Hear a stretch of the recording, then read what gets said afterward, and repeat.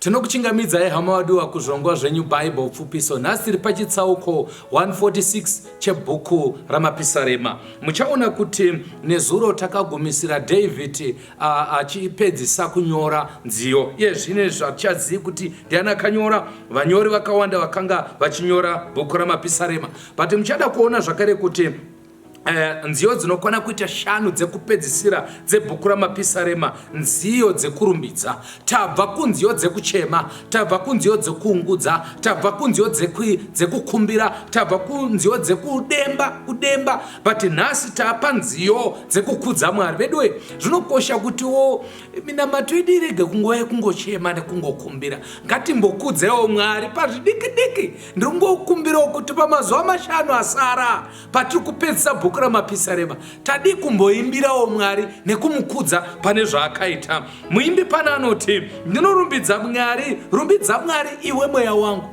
Apa ndapadaba kuti haasi kuudza munhu, ari kuzviudza kuti ini pachangu ngandirumbidze Mwari. Kava kwanzi ngatirumbidzei Mwari nekuda kwei. Number 1, mweya wangu ngaurumbidze Mwari. Ndichazviita mazuva ese eupenyu hwangu. Ndochunhu chandadaba kuti hatirumbidzi Mwari yezvino chete, but nekusingaperi kusvika tafa. Azoti panapa munhu ngaarege kuvimba nemachinda. Musaise vimbenyu kumachinda kana kumunhu, asi munhu ngaavimbe naMwari. Obva ati panapa munhu ane mufaro uyo Mwari ari mubatsiri wake. Obva ati panapa pavhesi ya 6, Mwari upiko? Ndimwari akasika denga nenyika negungwa nezvese zviripo. Iye Mwari uyu anochengeta zvokwadi nekusingaperi-peri. Vhesi ya 7 anoti munhu iyeye uyu ane mufaro, munhu anoita sei? Asingadzvinyiriri varombo, anopa vane nzara zvekudya.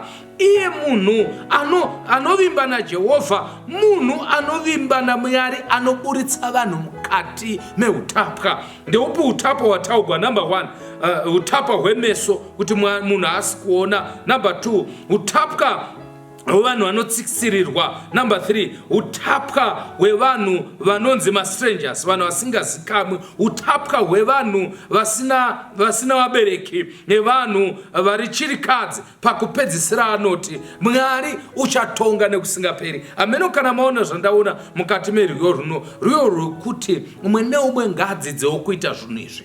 Hatisingoudzwa kuti rumbidzai bedzi. Pari kunzi kana iwe uri munhu anotsitsirira vamwe, dzidzawo kakuita zvakanaka. Kana uri munhu anotarisira nherera pasi neanoshora chirikadzi, dzidzawo kakuita zvakanaka. Haugoni kurumbidza guyogwa guimbike kana uri munhu anoita zvakaipa. Mangwanana ano ngative vanhu vanozikamwa nekusatarisira vanhu pasi, vanhu vanozikamwa nekukurudzira vamwe vanhu kuita zvakanaka. Izvozvo zvinoita kuti Mwari agotipawo rukurudziro. Tirege kutasigwa pasi ivhenda Mwari pachake. Ngatinamatei. Ishe tomutendai. Tsauko 146 chaMapisarema tatidzidzisa kuti tinofanirwa kusatarisira vamwe pasi. Tibatsirei Baba, mutibvise muutapwa hwechitema, tidzikinugwe tigove vana venyu nokusingaperi-peri. Amen.